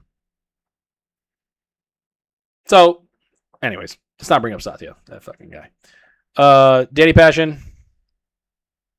On paper, it sounds good, but in practice, it doesn't work. Imagine going to work every day and being told to do whatever you want. You're talking about the studios, right? Yeah. So, let's jump back into this. So, I don't understand the Call of Duty thing. I don't know if teams are getting punished for it. I think what they mean is that since Call of Duty didn't make money, they're losing funding. Does that make sense? Like, oh, Call of Duty didn't make money, so now we're getting layoffs and all of that. It's like, well, maybe if your game, don't rely on other publisher or other studios to fucking carry you. I don't know. That's just me. We're chasing a declining market with franchises that are past their prime, said one studio boss. Another studio boss, when asked about Xbox's recent decisions, shrugged and said, after Activision, this is Amy Hood and Satya Nadella, Xbox now. That's been this thing right here. That's been something that's known for a little while. We knew once the $70 billion was invested, and it wasn't just 70, by the way. Activision Blizzard was like $70 billion, but there was also, was it like $8 billion or $7 billion for Bethesda or ZeniMax? Then there was also the multiple, probably like $1 or $2 billion for all those studios they bought, which, by the way, are all getting fucking murked now. So, yeah. Bad Gritted, how's it going, man? And then Microsoft want to make Windows 10 unusable so that you have no choice but to use Windows 11. That is why so many people are switching. Dude, Windows 11 is like like, it's actually bad, people. Like, I understand that it works for what you want to do, but if somebody that is genuinely trying to create something or do something on Windows 11 and you understand like what's happening on the back end, it is so fucked. Like, Satya and the people that he's put in there has just completely like eroded any trust that it has. It's so annoying. But I digress. The Activision thing, once all that money, so it's like $80 billion, $80+ billion being invested into gaming. Amy Hood and Satya were obviously going to get involved. That's just what's going to happen. And so when you look at like the 3% margin that was reported by Asha, that is so bad. Like, I think Sony's at like 11 to 15%. And you got to understand that like at the beginning of a generation, it's like a graph. Miss RDX fatigue. Yeah, bro. I don't think I missed a single RDX episode, by the way, everybody. If everybody remembers RDX, if you know what that is, it was the Real Deal Xbox podcast that we used to do at Dealer's channel that we stopped. I was there every Tuesday for like 4 years, I want to say. I was there every time. I think I only missed one, and that's because I was like dying almost, legitimately. So yeah, I miss it. Microsoft AI coded Win 11. That's why it's garbage. They vibe coded Win 11's updates, brother. Fucking vibe coded it. Anyways, God, it's so annoying. I'm so annoyed right now. Here, so let me look at this. Let me. You know what, dude? We're gonna do some fucking MS Paint. Holy shit! I suck at MS Paint, by the way. Don't judge me. We're doing it live. I don't like the way that looks. I don't like it. Give me a second, chat. Brush. Let's make that bigger. How do we make that brush bigger? What the fuck are we doing here? Boop, boop, boop, boop, boop, boop, boop. All right, that's good. You know what? So, Bobby, he's good, man. He's loving life. He's doing his own thing, man. Dealer's doing good. I've talked to him here and there. He's doing all right. So, 3% margin. I suck at drawing. That's where they're at, right? So as the gen goes on, what's supposed to happen, like here's like new hardware, right? So the box comes out. That's your box. What happens is like you take a hit on your sales because you are apparently going to take a hit on the Xbox, right? The hardware here. That's usually what happens. And as the gen goes on, you gradually should go up, hit like, 7%. And then all the way to, wherever, 11%. Because the box gets cheaper, right? And then your profit goes up because more people are joining your platform. So the software is supposed to make it up, and then you kind of plateau at around, call it 15, I believe, is what it is. Ugh. Let's do there we go. 15%. So Xbox... apparently, when their box came out, they just stagnated basically like this and just stayed at 3%. That's not a good thing to do. RDX was awesome. Yeah, man, it was. Honestly, Friendly Fire podcast with Gaz and me and Fonz has been pretty freaking awesome, man. It feels like that same soul, so to speak. I don't know. We're just so raw with each other, man, and we're homies, and it's just talking to your buds. Anyways, with PlayStation... they had the same thing where it was like that, but they actually got up to their 15%. So Xbox is still sitting there at 3 while PlayStation's at 15. I know this is a terrible drawing, and I apologize. But also, I'm having a lot of fun with it. So fuck off. And Nintendo, I think, is at the same thing, right? I think they are at the kind of like they were there, then they go up because the hardware, it kind of takes a hit for you. Anyways, moving on. So when you look at all this, what's up, Be Nice? Good to see you, man. So when you look at all that, Xbox being at 3% constantly is going to hurt them because they need to make more money to make what they invested, which is like the $70 to $80 billion, far more sustainable. And it's not going to be. It just isn't. Yet, I do got to say this, though. There are, with all these rumors floating around, there are a lot of people just saying a lot of shit that doesn't make sense, man. I don't like a lot of this. Like, we're going to do this. What the fuck is this? Sorry. So does everybody remember like the big like rumor that came out yesterday or like 2 days ago that Obsidian Entertainment was going to shut down? I, for one, was like actually very annoyed at that. I even put out a tweet talking about this. I said, what did I say here? It's somewhere around here. So it's this one. Obsidian is one of the few studios that actually delivered multiple games. Xbox would be dumb to shut them down, give them Fallout or Elder Scrolls, and call it a day. That is what I said, like, right when I heard that rumor. Because I don't understand how you can shut down all, like, the studio that's brought you out 3 games. Like, Grounded 1, Grounded 2, right? So that's actually 2 games. But Grounded 2 has delivered a lot of good stuff. People really enjoy Grounded. And it's made the money. It's a games as a service. And it's very ultra popular. Then you bring out Avowed. And I get it. You know what? I don't give a shit. We're doing this. I don't care what anybody says. This game right here, Avowed, I like this game a lot. I think it's a lot better than people say. I don't care. I think that the hate train was for this was a little too much. We're doing too much here. That's just me. I think that a lot of people need to chill out. I think this was one of my favorite games last year. I enjoyed all the characters. I enjoyed the areas. I enjoyed everything about it. I think that people need to chill out. It had like, what was it, like 4 or 5 big areas, like biomes that you can like go explore. I did everything in every biome. Like, this game was really fun. I don't know. But T, nice to see you back often. Should get everyone together who are active, Colt, etc. Yeah, man. I've already talked to Colt. I talk to them all the time, man. That's why me, Gaz, and Fonz want to do a podcast together.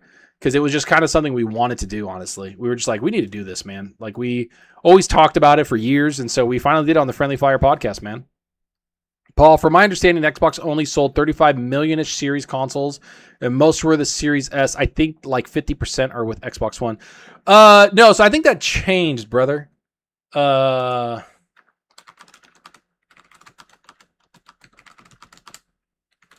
me a second. Let me look this up. I don't want to give you. So the report is that roughly. So you got to take this with a grain of salt, man. Roughly 35 million total Series X and Series S consoles sold. The more affordable Xbox Series S console makes up the vast majority. Okay, so 70-75% of lifetime site sales. Series S sales, roughly 25 million, and Series X is 10 million. These are get D-Batch on Saturday. Brother, Snow Dragon, good to see you, man. Got to get that D-Batch in there. Hey, by the way, I'll say this always. I know D-Batch goes at people, and I can see it on there. You can ask him. I DM him. I'm like, why are you being a fucking asshole to people, bro? Chill out. But that's my boy. I did a podcast with that guy for years, and he was always there to like talk to us, help us out with tech shit. That dude's cool as fuck. I don't care. You guys, I know some people have problems with him, but he's always been cool with me, and I've always been cool with him. So, you know, and I get he can be a dick on there. I see him, bro. He knows it too. He knows what he's doing, bro. I know what he's rage baiting motherfuckers. So as for the Series X and Series X, yeah. So, yeah, the Series S did sell a lot, and so they can't just walk away from it. Simple as that.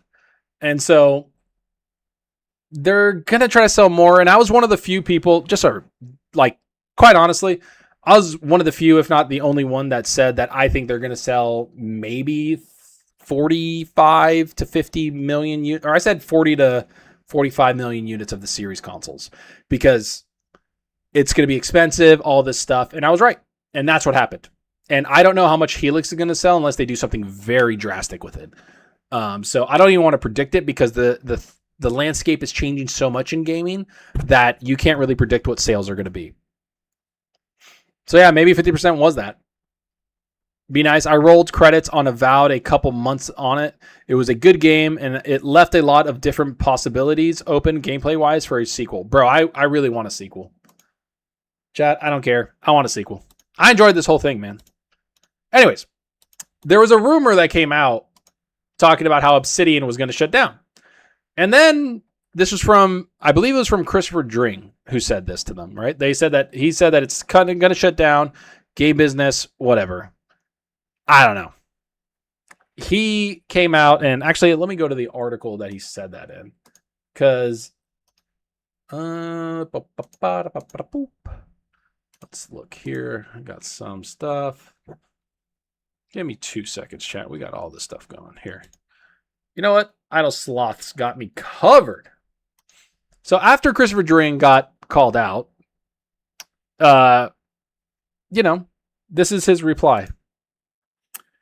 Basically, the game business, because this is what happened, right? So one, he got called out that it was a bogus thing that he reported that Obsidian's not shutting down.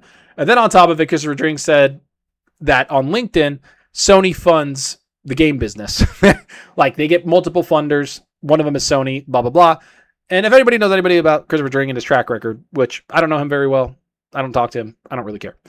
He does kind of go very positive with PlayStation and very negative with Xbox. And so this is what he said. Basically, the game business, which isn't me, then, cool, has some advertisers and backers, which includes all platform holders, and they think that's some kind of smoking gun.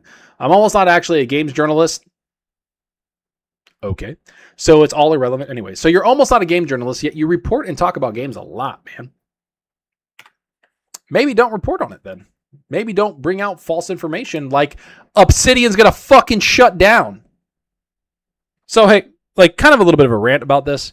I get that you're a journalist to some extent. I don't know you I don't care. When you say that a studio is going to shut down, you got to understand that affects a lot of people.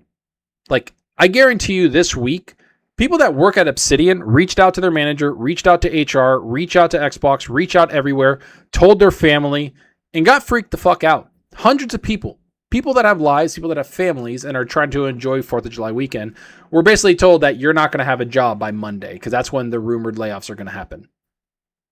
So it's super unprofessional when you bring something out and you don't kind of verify your sources across the board. Right? That's fucked up. It's not cool that you report on something that isn't true. And maybe it is true. Maybe on Monday we find out that Obsidian is gone, but it's messed up that other people like Jason Schreier has come out and said, no, it's not happening. And then Jez has said that too, and that they're keeping them. I didn't understand him just saying that because it's going to hurt a lot of people. And in the article, it says it here, right? Like, yes, one of Xbox's most acclaimed studios known for games like Fallout, New Vegas, Grounded, The Outer Worlds is shutting down. Oh, wait, never mind. It's just Xbox rumor mill spinning up another baseless claim. And that's true. A lot of people do spin up a lot of stuff with that, especially Xbox. They want to have a lot of negativity because negativity sells. I understand that like a lot of the videos I've been making have been a little bit negative, but it's because the gaming industry has been very bad lately. Like this week has been like, we're going to just put all the bullshit out there the next couple weeks, and then we're going to go into, spring and winter and all that, or we're going to go into fall and winter and all that and have good games come out. Crazy. Oh, dude, don't say that. Be nice. I rolled credits. Yep.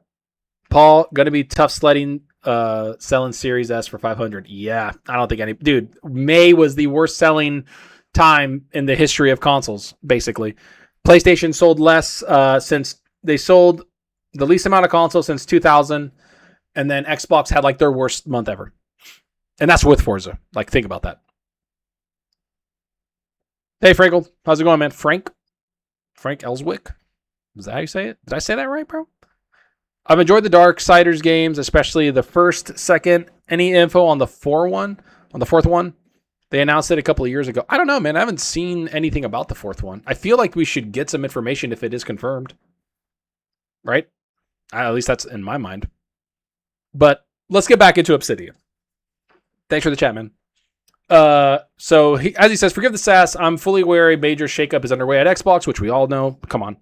The initial rumor that Obsidian could be facing closure came from the game business. The rebuttal, however, came from none other than Bloomberg's Jason Schreier. And now listen, if Jason Schreier, this fucking guy, if he says something's happening in gaming, it's fucking happening. like straight up. I know a lot of people got banned from him. I'm not banned from him because I never went at the guy. I remember he banned so many people after he said something about Cyberpunk not launching very well, that it's not looking good.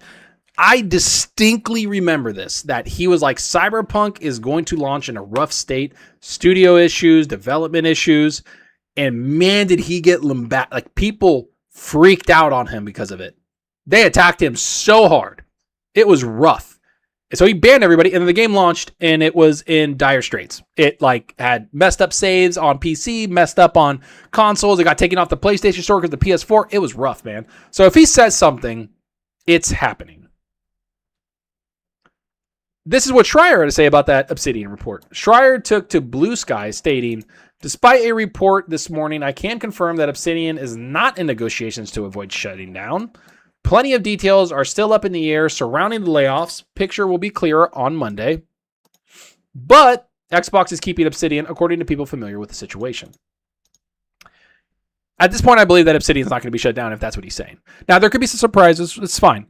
But we all know what studios are kind of going out there. But the whole point of this is that I'm glad that Xbox kind of came out and talked about this, because for him to get that information, it is coming from like somebody from Xbox. So I'm happy that that happened, that they're actually responding to some of the negativity and putting information out there, or Jason Schreier is reaching out and the information is readily available because Xbox was waiting for some of this stuff to happen and they have PR teams ready to talk to journalists so they can go report it. It doesn't need to be an Xbox person going out there and saying that. It's more they use the journalists to do that for them.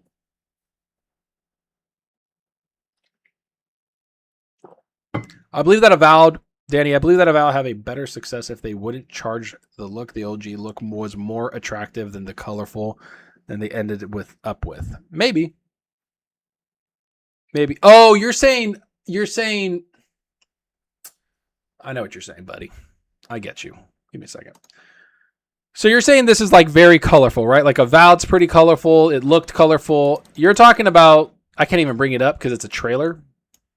You're talking about like the old school trailer that they put out where it was like super grim, super dark, and like almost adult like. It felt very different than what they're doing now. Is that what you mean, Danny? I think that's what you mean, buddy.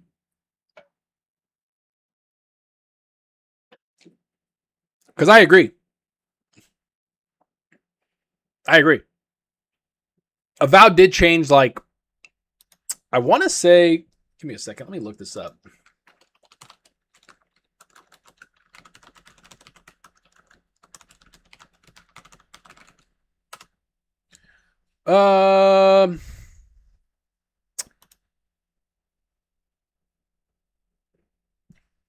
So here, if I remember correctly, Danny, Avowed had a significant change during its development. I remember the creative director left in 2020, 2022. So when we got that trailer in 2020, if anybody remembers, that reveal trailer was very dark, very different than what we got the game to be.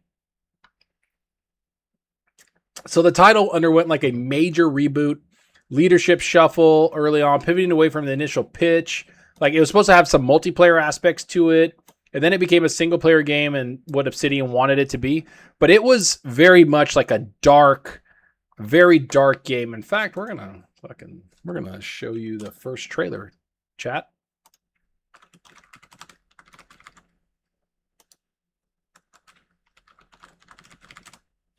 Let's do it. Was this 5 years ago? Holy cow, it was.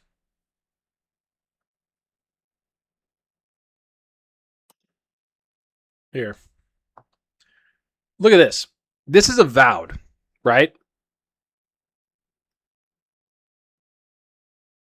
Like, it looks similar, right? Like, it looks a little similar. But this is like the first trailer where it's like very dark. Like, if you look at its grim skeletons, which those skeletons are in the game, but then you go like underground and it's super, it's a very different tone. It feels almost like this is like the Mines of Moria, right? Like, it's dark. It's not supposed to be a great place to be. And then you have like all this. Like, this looks so much different than what we remember it to be. Or, I'm sorry, so much different than what we got in the game. So the creative differences is a little bit weird when it came to Avowed, because like I really look forward to this, and I'd like look at this, dude. This looks like, and that's in the game, right? Like, this part, like the first person, the spells, the swords, that's all in the game. But it's the tone, it's the color aspect, it's the way it feels. It feels almost kind of like a dark fantasy. Danny, that's the one. Yeah, that's the one, man. Hey, Paul, thanks, man. Appreciate you being here, buddy. Happy 4th to you too, man. Thanks for the sub, buddy. Beer Baron, how's it going, buddy? I remember seeing an early photo of Avowed look like a whole different game, dark gritty. Yep, that's what we're talking about here, man. It was very different. Like, straight up. It was. And, like, even here, I remember this. I remember the banners, if I remember correctly. Was there banners? I swear there was banners. So it's this. They're at, like, a castle keep. It looks dope. City and entertainment. There, this part right here. Bro, this part right here just looks so dire. Like, it's like there's like a siege happening. Like, I didn't remember any sieges happening in Avowed, but this looks so different than what we got. And the funny thing is, I still like Avowed. But, like, when you look at this, it's like, yo, I would have played the shit out of this game.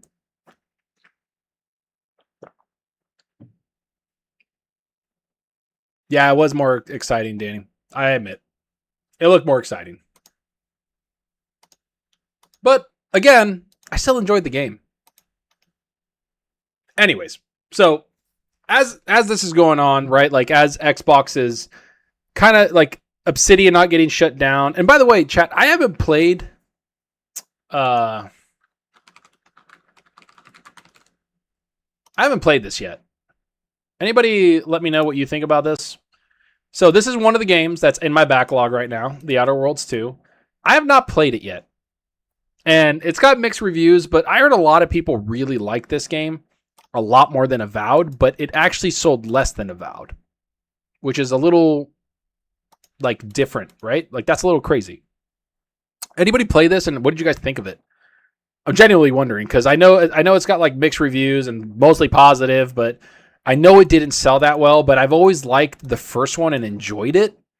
I just don't know if anybody played this one at all. And if you didn't, let me know, because apparently a lot of people didn't. Bobby had a real medieval feeling in the original. Yeah, I did, bro. A massive, like, medieval feeling. Like, look at this. Look at this. I digress. I'm going to get lost into this and want to play that shit. All right. So, as these Obsidian things are getting debunked, basically saying that it's not going to happen, I started with the plan to go back into it. Okay. Be nice. So you started it, just have to go back into it. Got it. All right. I'm going to play that game. I want to play it. It's something that's on, like, my to-do list. I think maybe after 007 and Doom the Dark Ages, I might jump into it, but we'll see.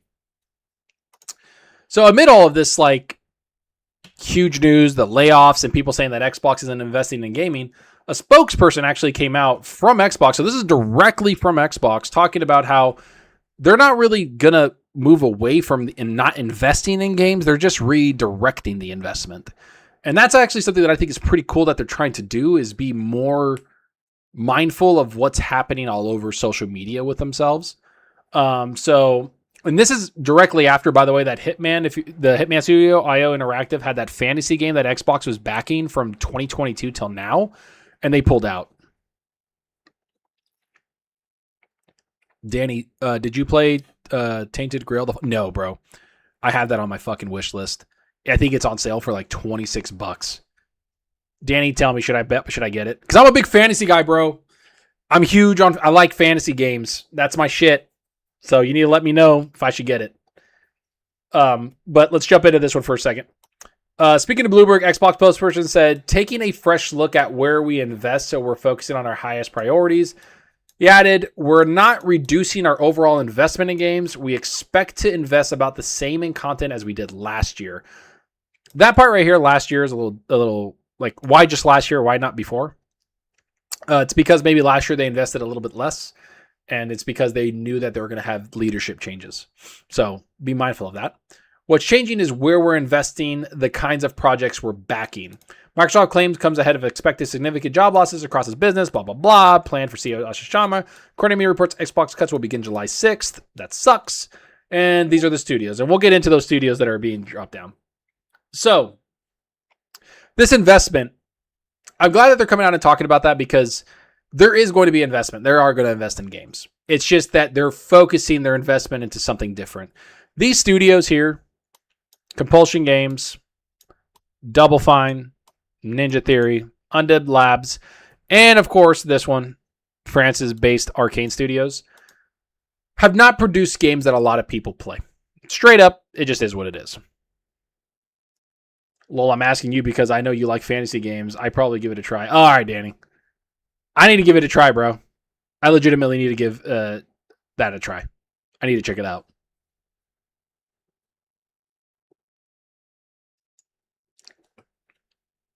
So, jumping back into this. Compulsion Games, to me, I liked South of Midnight. I know a lot of people didn't. I'm one of the few that did. I thought it was creative. I thought the story was creative. I thought that the tragedy behind the stories were creative. I thought they were pretty cool. I enjoyed it. Do I think that they needed, what is it, like $100 million or $150 million to make that game? No, do not think so. So, and it didn't make anything back. Straight up, it didn't. Double Fine. I know people like Psychonauts 2. That was a while ago. But now Kiln and Keeper, these games aren't making money. Ninja Theory, same thing. I don't understand how it took you 6 years or however long it was. What's it like? Ninja Theory was like 6 years to make Hellblade 2, and it's a 5 hour. I got 1,000 out of 1,000 on that in that many, like a freaking like 5 hours. I don't know. Ninja Theory is not my go-to. I have been vehemently kind of like, I don't like their games that much, and people have been really mad at me about it, but what can you do? And then there's Undead Labs, which State of Decay came out in 2018. It is about to be 9 years. 9 years. We're about to get into this.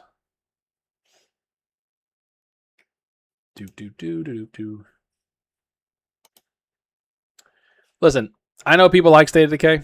Let's look at this. I get it. You like State of Decay. It's your game. I can understand it. My video's lagging right now. Don't know why. My internet's lagging. It's probably because I'm streaming. I don't understand how it takes you 9 years to make this game.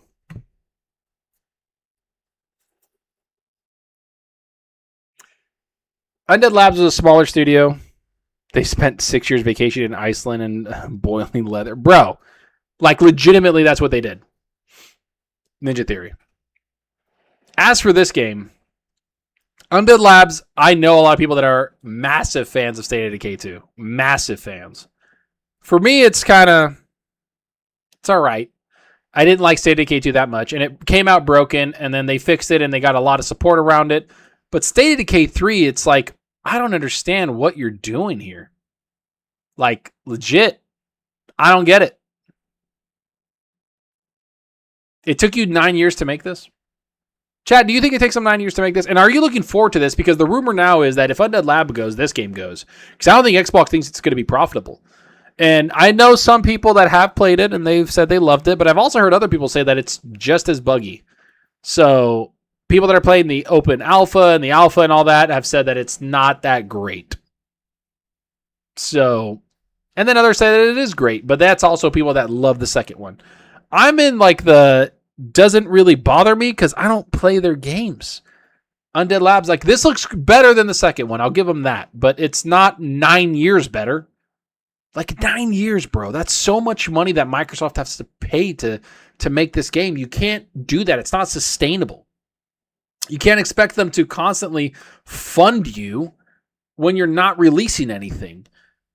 Especially when you had to use a lot of your money and your budget to kind of patch State of Decay 2. Straight up. Yeah, I don't know, man. It doesn't bother me if this stuff gets like taken out because the studio just hasn't provided anything for me. I'm a selfish gamer. Straight up. Be nice. I like South of Midnight. Yeah, same here, man. I know they're gonna go away because they didn't sell, but I like them. Like you look at the action here in this game, and it looks all right. It looks cool, but again, not 9 years spending on gaming cool, like a budget cool, and not to mention they had a lot of internal issues, man. Years ago, they had like a leader leave, a director leave, a bunch of people from the leadership leave. They had a reshuffle. They opened up like a whole new studio with like a bunch of stuff in it. It was crazy. Like with some mocap things. They did a lot of different things. Anyways, so amid all of that, Xbox, obviously, is looking at shutting down these studios that just haven't really delivered anything for them that has been profitable. Because while I understand there's a creative side of this and you want cool art and you want cool stuff from that art and what people can create, you also need to have like a checks and balances where it's like, are you making us money? That's the whole point of this. Like, can you make us any money? Because we need to fund you. Now, as for Arcane Studios, this is the big one with the Dishonored series. They're the ones working on 9 Years Sounds Like What the Fuck Are You Doing scenario. Dude, be nice. Hey, man, be nice, bro. What are you doing? No, it is a what the fuck scenario. Like, what are you doing? 9 years sounds insane for that. That's insane. I don't understand it. But let's jump into Arcane. I think Arcane is... I've played Dishonored 1 and 2. I've played them, beat them, completed them.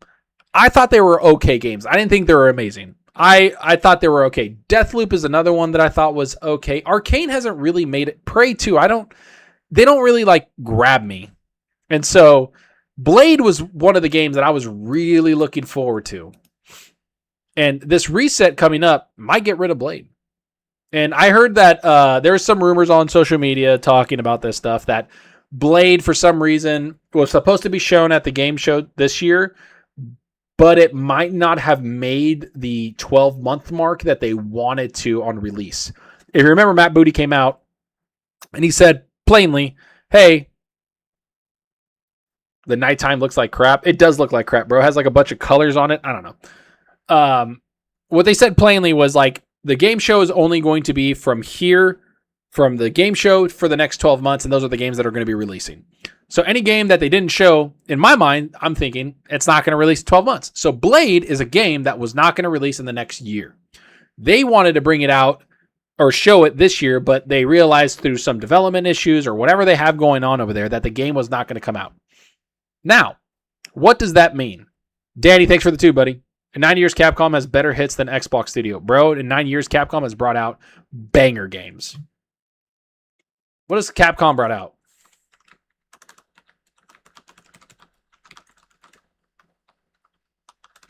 You know what? We're gonna be chill. We're actually not gonna even go 9 years. Let's look at what Capcom has brought out the last 5 years. Let's just look at it.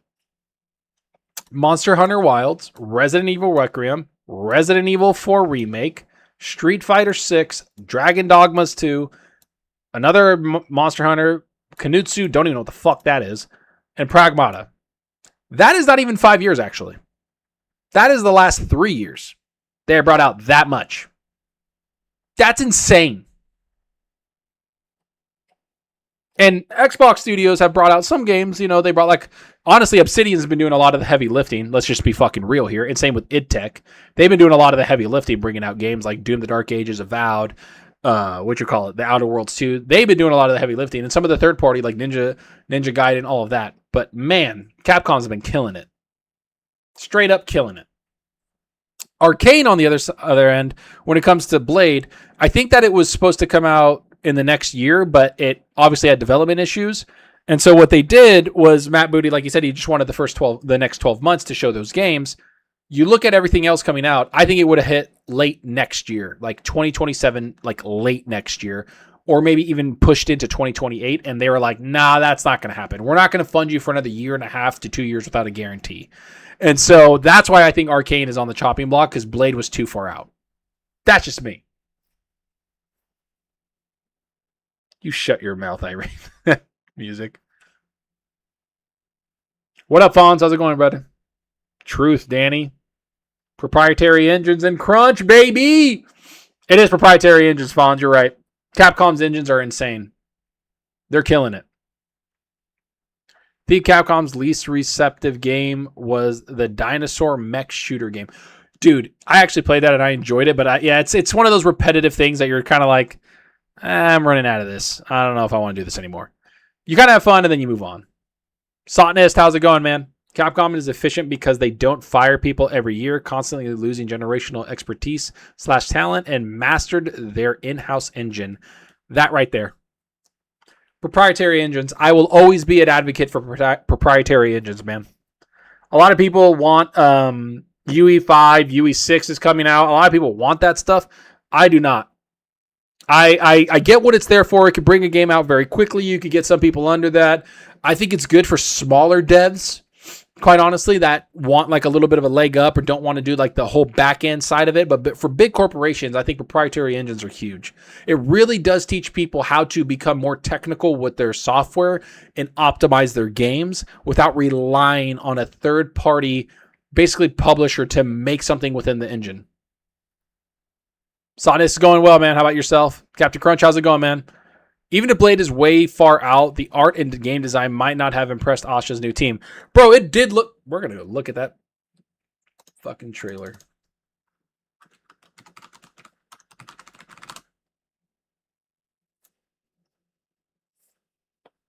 Where's Xbox? There you are. When you look at this game's like art, I get it's Marvel... God, my shit's slow, chat. IdTech is fire. Be nice. They are fire. IdTech's like probably one of my favorites. When you look at this, hot take here, by the way, it's going to be a little bit of a hot take for everybody. This kind of reminds me of Redfall. Like, it does, like the design, and funny enough, it's Arcane, so it's the same people.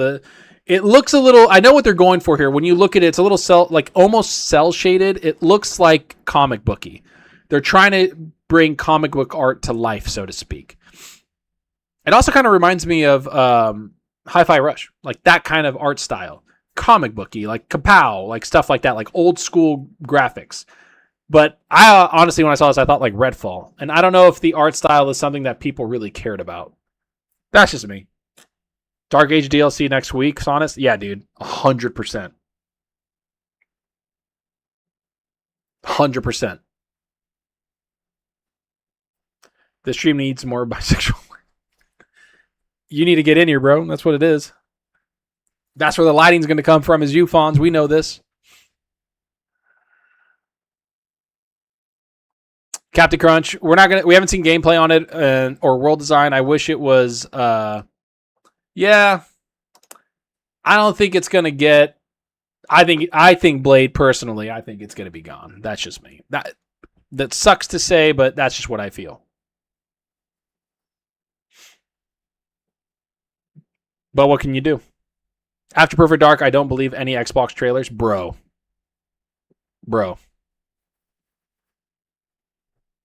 I mean, the Perfect Dark thing, did anybody, like, let's be real, man. After that guy Murray left and he went back to Insomniac, after all the leadership left, they had like 50 people at the studio. Then they went down to like 30 or 40.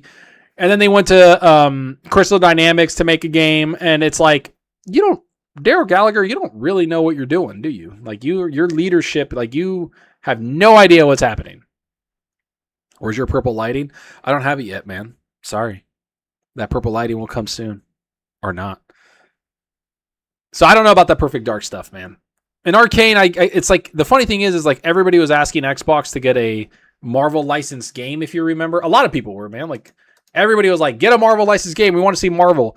Or get a comic book game. And then they get one, and now it's going to probably go way of the dodo bird. It's going to go gone. Who knows? But if it does look like Redfall, man, to me it does a little bit. Like, how are you going to not think it, like, I don't know. Like, look at this thing. Like, it reminds me of Redfall. I don't know. Maybe I'm tripping. 100% never really noticed that until you just mentioned it. Redfall vibes, dude. Bro, for real, Bobby. Like, I'm not joking. It feels like it looks like Redfall to me. Fonz, I'm good with it. Perfect Dark hurt. Captain Crunch. Perfect Dark hurt about as bad as Scalebound. Bro, we're gonna go back in time. We're gonna go back in time, folks. Dude, Scalebound was 10 years ago. Holy. Trailers, though. Can I see some trailers? Guess not. These aren't trailers. These are people talking about it. I don't want to put that shit up. I guess Xbox Canada? Dude, Canada coming in clutch? What the hell? This is the launch trailer. Anybody remember this? Dude, Scalebound was so cool. I'll be real with you, though. Some of the gameplay they put out there looked cool. Bring back Scalebound. Fawns, bro. Honestly. Sonus, Redfall walks so Blade could run. Yeah, well. Scalebound, though, like, I don't know, man. Fighting big monsters with dragons and you're a dude with like a bow and like all this stuff. It looks cool, but the gameplay to me looked a little wonky for a little bit. I think they needed to do a little bit better job with it. But it was like early development, right? So it wasn't really like the full game. God, dude, you dropped Scalebound like a motherfucker on here. Scalebound's so cool.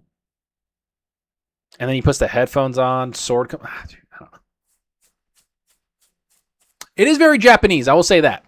It is like a very Japanese-esque game, like from a Japanese developer. And that's not something that's... I don't really like those type of games. I don't play JRPGs all that much. But this is a game that I would have played because of like the epicness of having a dragon. You're riding it. You're going around, fighting shit. It looks cool. Dude, look at that. Hydras. Oh, I would have played the hell. And then, the multiplayer. I forgot about the multiplayer. That's what it was. It was the co-op aspect that I was like, yo, I am so down. The co-op aspect is cool. Can you imagine you and your buddies just like having a blast? I would have done that. Like, come on. Yeah, I would have done that. That's a dope game. I would have played that. You're a weeb, don't lie. Shut up, Fonz. Smack shit out of you. Time to dig up some skeletons? Brother, music, for real. Love Doom, hope it slaps. Yeah, I don't know. Id Tech doesn't scare me that it's not going to do anything. Zargaming, you are correct. Arcane is an art style it's on. Yeah. Arcane does have a certain art style, and that's fine. I mean, that's on them. I just think it looks, like I said, it looks very Redfall and like a little bit of comic booky, but I don't know. Blade's a game that I was looking forward to, but now I'm just kind of like, I don't know. Arcane. If it was third person action adventure, cool, fighting things and like adult, because that's the thing, man. Like Blade's adult. Like Blade is supposed to be something that's gory, a lot of stuff going on, and so that's why I'm like, we'll see. We'll find out Monday though, right? Like we'll just find out Monday. Yeah, you see Redfall art all over it. Yeah, honestly, it'd be nice. I know I'm like one of the first ones to say that for some reason. I thought like everybody talked about that. Be nice. Platinum Games working on that Ninja Turtles game. Can't wait to see that, bro. I cannot wait for that. The Last Ronin. If anybody hasn't done this yet, go read the Last Ronin comic. It is so good. Ninja Turtles is like one of my favorite franchises. I read the comics. I used to watch the movies as a kid. I loved it. So I can't wait for the Last Ronin. I know Platinum Games is making the game, and so we'll see where that goes, but I absolutely love the Ninja Turtles, man.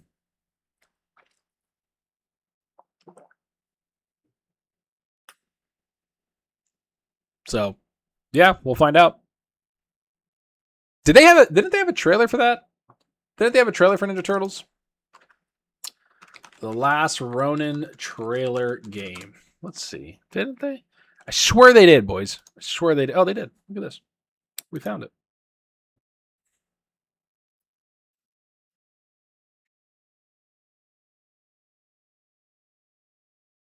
Yeah, Eastman. Look at this, dude. It was only like 48 seconds, right? When did this? Oh, this was 2 years ago? No, that's not what I'm looking for. That's not what I'm looking for. Where's the shit at? Where you at?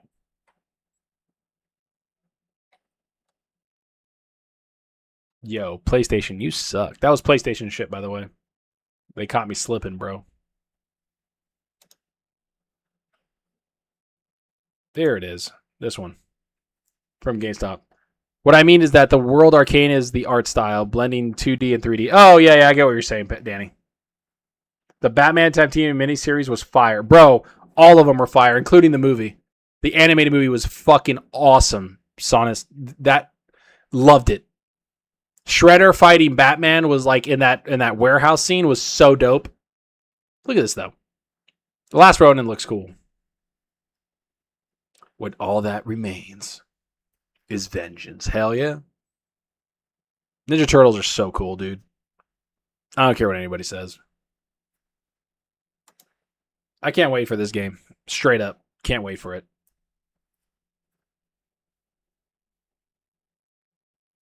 Hey, Bobby, you just saw Jez link me, brother. Or I'll just look it up myself. What am I doing? I got Jez as a homie. Jez is a homie.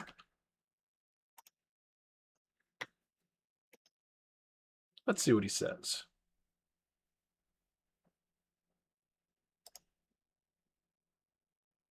Oh, this is where he says right here. Found it already. It's quick. About 1 hour ago. Marvel's Blade could be legit system seller if Xbox plays their cards right. It's Marvel's. It's Blade. It's from a critically acclaimed studio. Canceling this game would be absolutely wild to me. I'm optimistic about Blade's future. There it is. Jez knows what he's talking about too, guys. Jez, he knows what he's doing. He kicks ass. Hell yeah. Hopefully it's not, man. And I hope Arcane does something good with it. Like legitimately, I hope they do something good with it. I feel like they can. That's just me. I hope they do something really fucking cool and chill with it, and it's a game that people really look forward to. I'm looking forward to it. I'm glad that he kind of confirmed that he's optimistic about it. We'll see, though, man. Monday's going to be a lot. There's going to be a lot going on Monday, and I think there's going to be a lot a few weeks after, maybe a couple months after, because it doesn't seem like there's going to be a crazy amount of change after Monday, right? So Monday's going to be a huge news cycle, lots of videos, lots of people talking, and then it's going to transfer over to something else. Watch. But yeah, I think it's 3 p.m. I got a family party to go because it's obviously the holidays. It's Friday. Just so everybody knows, I really appreciate everybody coming on here. It's my first time. It's a lot of fun just going back and forth with everybody, talking to you guys. That's the whole point of this whole thing. I'm going to start putting more production into it, getting like a live chat thing on the screen, getting some people like, if you put a super chat up, that's going to come up. Membership. I want to thank everybody that came through and super chatted and gave memberships. It's honestly awesome of you guys. I'm going to be doing this every single Friday though. Solo stream every single Friday. It's going to be a little bit later in the day though. Today was a really early because of the holidays and the family stuff and all that. It's going to be on Fridays at like either 4:30 or 5 p.m. Pacific Standard Time. I'm going to do it later in the night because it's Friday night and we're going to hang out. So every Friday, 4:30 to 5:30 p.m., I'm going to be going live, and I hope you guys come and join me for that. Because I really look forward to connecting with everybody and having a stream on there where we can talk about more than just my videos and the news that's being reported. Because I also feel like there's just so much news that we need to talk about, man, constantly. But I want to thank Danny, everybody, Bobby, all of you guys that's been in there, man.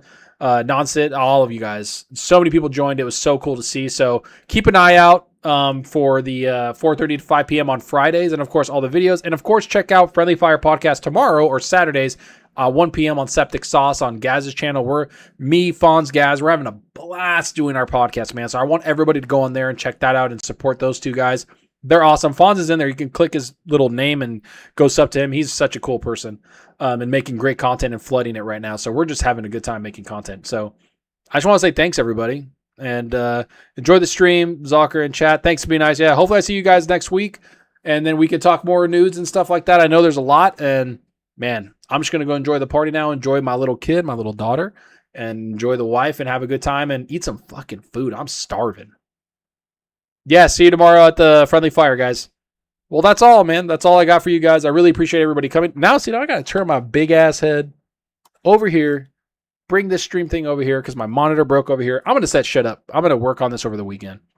But thanks, everybody. You guys have a good one. Have a good rest of your weekend and enjoy the holiday. Don't blow your fingers off. And later, guys. Have a good one. See you next week. I don't even have a transition end screen. I fucking suck. Holy shit.